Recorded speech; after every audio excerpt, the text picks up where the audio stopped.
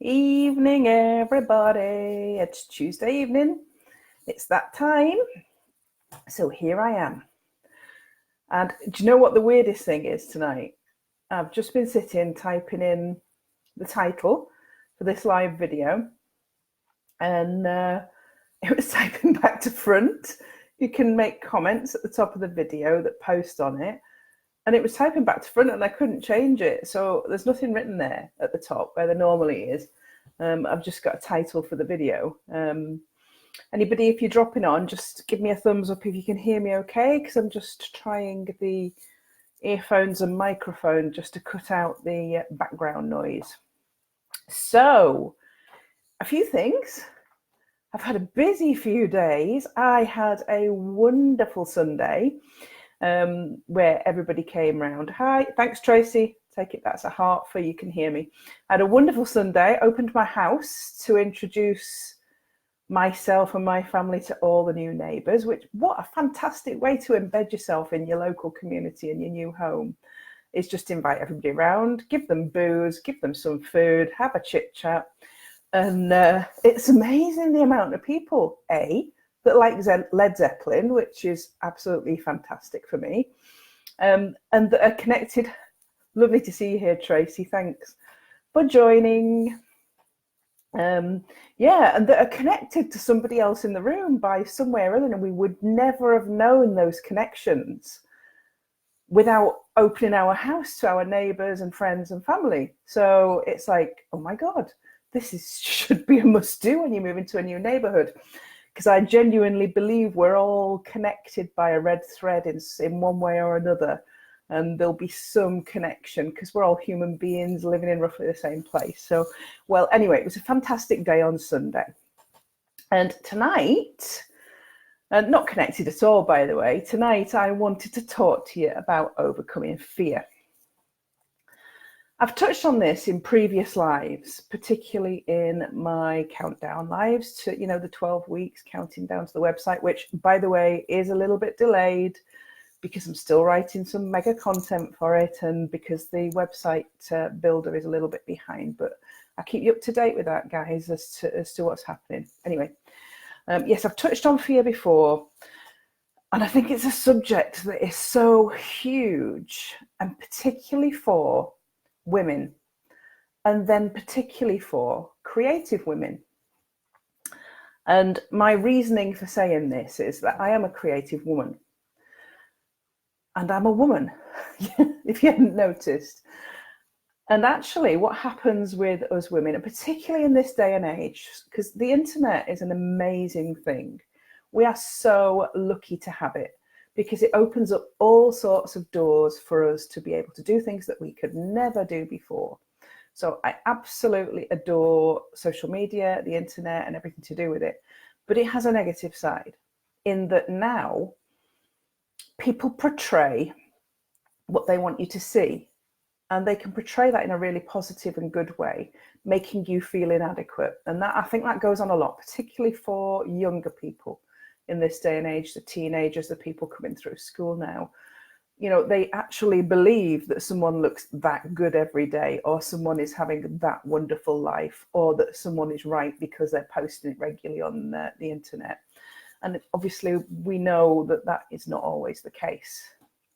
And where there's comparison with other people, it erodes and eats away at your self-confidence and your self-esteem, and that creates fear. In creative people, that's even worse, because when you create something, there are millions of other people creating things as well. And when you put your painting up against somebody else's painting, your pot up against somebody else's pot, your item of clothing up against somebody else's item of clothing, your fabric design, your piece of furniture, whatever it is that you do as a creative, those ideas have come out of your head. You've created them. They're quite personal to you.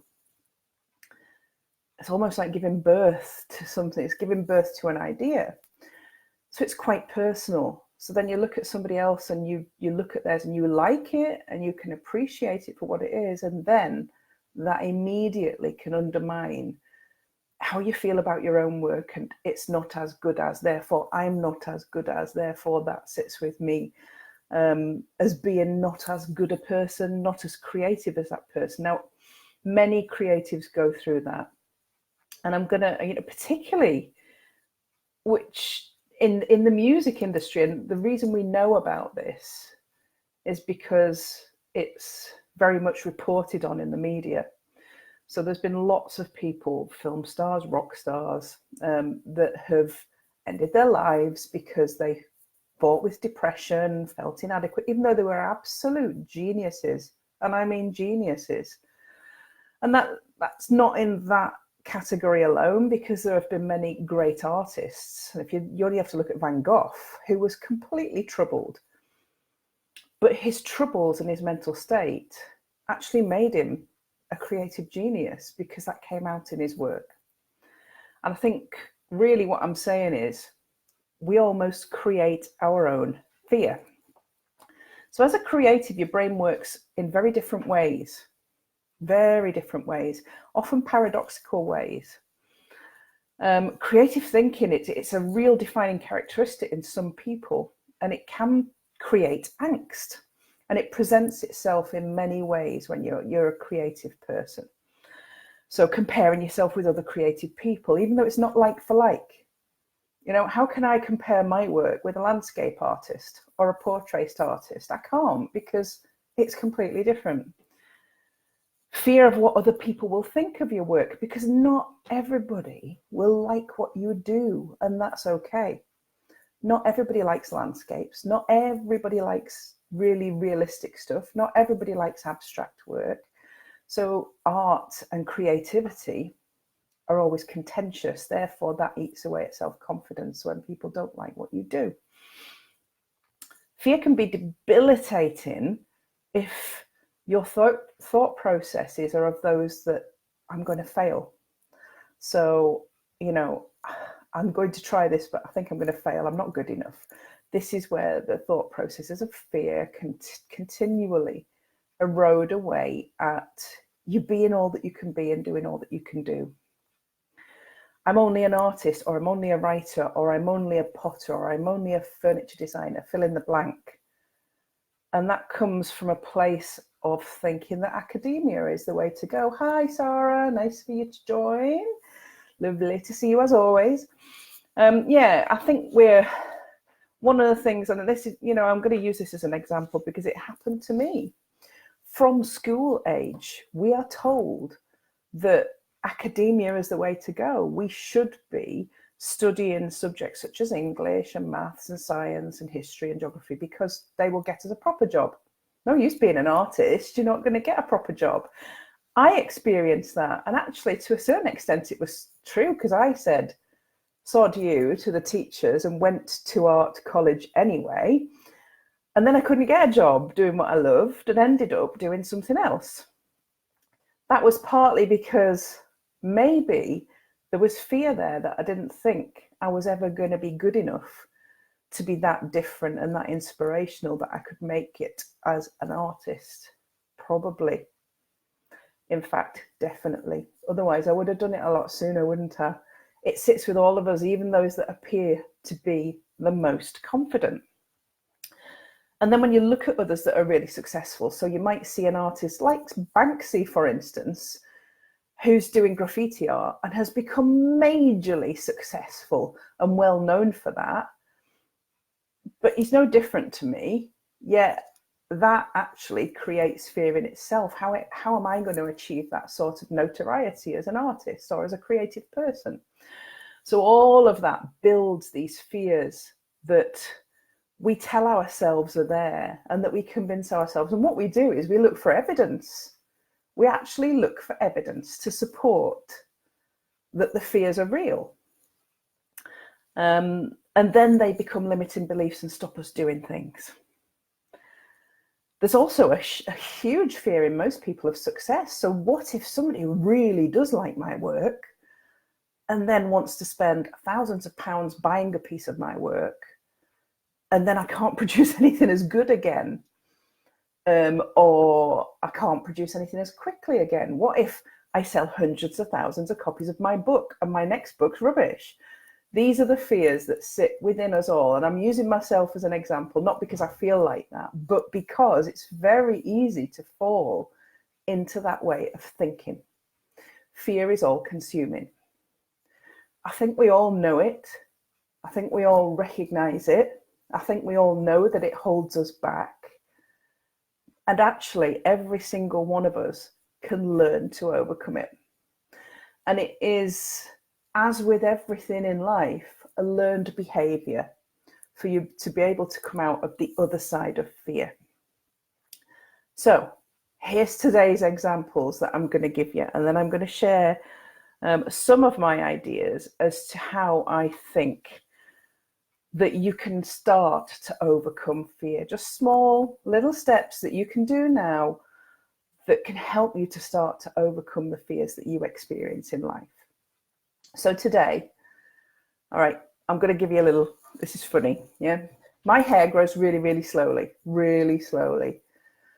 And I mean slowly. It literally has taken me like 20 years to get long hair. But it's also really fine and really straight. And today I did a bit of self-care and went to the hairdressers to have my hair cut. And I actually got in there and she said, you know, your hair would really benefit if I cut a couple of inches on it. And everything in me went, it's going to take me another 20 years to grow back. So she's taken 2 inches off my hair. It is loads tidier. It looks loads thicker than it did before. And actually it feels a hell of a lot better. So although that was, and it's a really small fear, but for women, hair is really important, isn't it, ladies? Anybody that's watching, hair is really, really important. So for a hairdresser to say, I'm going to cut 2 inches off your hair when you've been growing it for that long is quite terrifying. I did it anyway, and I'm happy that I did it anyway. And then it is looking good. Thank you, Sarah. And then another fear that I wanted to land today is, most of you will know though that I am on the Wealth Accelerator program with Michelle Stonehill. She's my business coach. And within my coaching group, there are loads of really amazing ladies that are going to start fantastic businesses that look, you know, really, really, with what they're sharing and what they're doing, it looks amazing. And one by one, they're doing lives in the group, and I hadn't done one yet. And I thought, do you know what? I do a live every week to you guys. You're my audience. But this was a difficult group because always there's this fear of being judged, and then being judged by your peers, a group of people that are at the same level as you, that have invested in themselves at the same level as you, can be quite scary. So I decided, how could I come on here and talk to you about overcoming fear if there was any little niggles with me? So I forced myself to go and do a live in the main coaching group to those ladies prior to coming on here tonight. And that's going to be one of my top tips tonight. So I'm going to share with you just 5 things that I think if you took these on board over the next few weeks and started to do these things, that you could start to maybe think differently about your fears. And there's no quick fixes.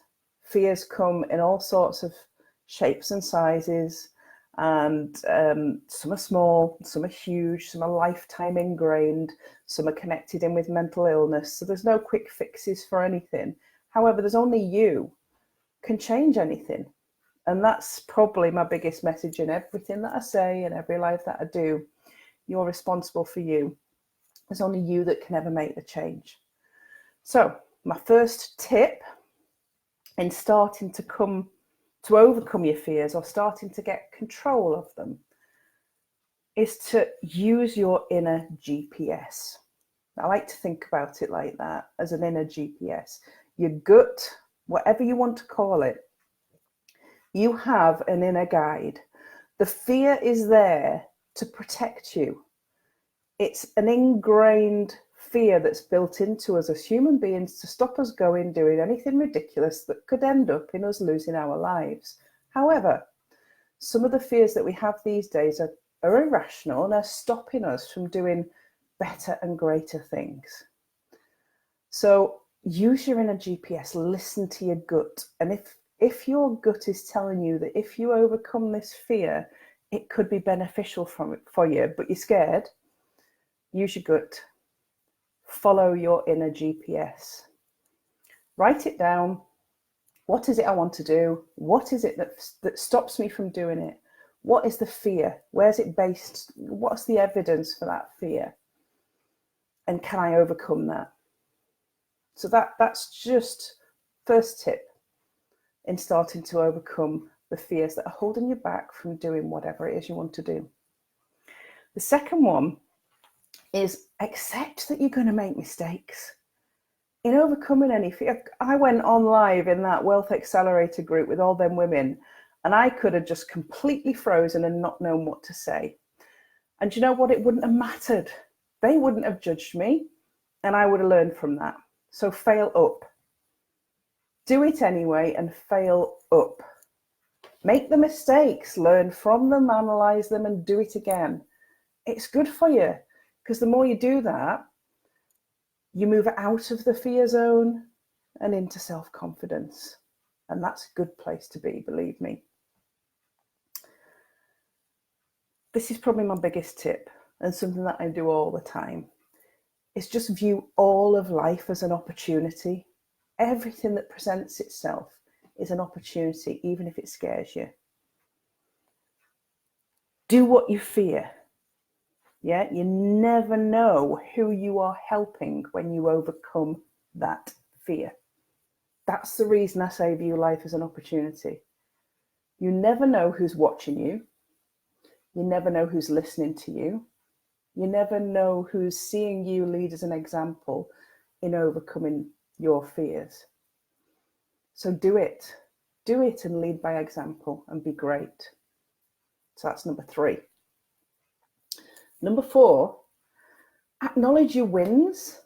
How often do you sit, get some post-it notes. How often do you sit and put your wins up on a daily basis? What things have you done successfully today? See, today I had a haircut I didn't expect to have, and I went live in a coaching group that made me feel uncomfortable doing that live. What are your wins for today? Acknowledge your wins, your skills, and for me, your best bits. What are your best bits? Tonight, it's hair, yeah? Acknowledge what you're good at. Acknowledge the things that you are different from everybody else because of. I'm a bit weird and a little bit wacky and not everybody's cup of tea, but actually that's what makes me interesting, I'm sure. I believe that. It doesn't matter if anyone else does. And my 5th tip for starting to overcome your fears is be kind to yourself, but do something every week that scares the living daylights out of you. Do it. Force yourself to do it. Find it in you to do that thing that scares you. How you will feel after that will be full of adrenaline and empowerment and motivation. How do I feel after doing that live in the Wealth Accelerator group? I feel amazing because I've done it. You are not weird. Yes, I am. I like being weird. It's a good thing to be. Yeah, I feel amazing for doing that live in the Wealth Accelerator group, full of all those amazing ladies that are going to have 6-figure businesses just like me. Because do you know what? I'm equal to them. I'm the same as them. And tonight, I've delivered a live in that group and people have seen the real me, just as you do every week. I turn up here, hair done or not hair done. And I hope you've noticed something different tonight. I'm going to do this now every week. Behind me, I've posed my little figure. Let's see if you can see what he's doing this week. He looks very happy. That's because he's had a real win. So he's celebrating. So look behind me. I don't know which side it's on, left or right, above where my yellow painting with the peacock feathers is. My little chappie's sitting on top of one of my other canvases, jumping for joy because he's overcome a fear this week and he's had a real win. Sarah's, if you are weird, the rest of my other mates are bonkers. Absolutely. There's nothing wrong with that. We're good all as bonkers people. There are a million things I could tell you to help you to overcome fear. And you don't want to sit here and listen to me all night. Nobody does. But I am putting together a freebie. And obviously one of the things that I cover in great detail on my upcoming program is how to deal with this. So there will be a free, what's his name? I haven't got a name for him actually. Perhaps Sarah's just asked me what my little chappie's name is. I haven't got a name for him. Perhaps you guys can name him. Come up with a name for him, because I think he deserves one. I just draw him. I don't actually have a name for him, which is weird. So yes, in the next couple of weeks, watch out for it. I'm going to have a freebie available to you, which will be about overcoming fear, specifically for creative people, but actually still suitable for everybody out there that experiences fear. So that'll be my top 10 tips on how to really, really think about fear. So it'll delve a little bit deeper than the 5 that I've given you tonight. It goes a little bit deeper than that. And also 20 things that creative people should do. So that's what will be on the freebie. I'm just working on that at the moment. Yes, a competition, sorry, yeah. So watch out for that. I will be sharing it on all pages. That'll be free from me to you. But what I think ultimately what I want to say to you tonight is that if you feel fear, and if there are things in life that scare you, and if there are things that in life that stop you doing what you want to do, being all you can be, you're not alone. You're absolutely not alone, because every other human being on this planet, no matter how confident they appear to be, from what you see on social media or what you see when they've got their clothes and their makeup and everything else on, every single other person feels the same as you about something. Maybe not to the levels that you do, but they have fears that are equal to yours. You're never alone. All you can do is do some work on it. I mean, the name of the man game. Yeah, definitely. Okie doke. So that's going to be the competition for this week. Sarah, is by next week, I want you to come up with a name for the little chappie that will be posed in a different position next week. Yeah, I'll try not to do anything too rude.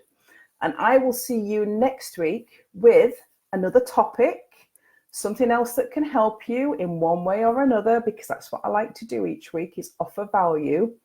Remember, I am here for you, all creative women, all creative people. I am here for you, trying to share my learnings from life, things that I have come across, things that I've succeeded in order that you can get there maybe a little bit quicker than me. So thanks for being with me tonight. I absolutely adore you being here, and I look forward to seeing you again next week, hopefully with equally as good hair. Bye for now.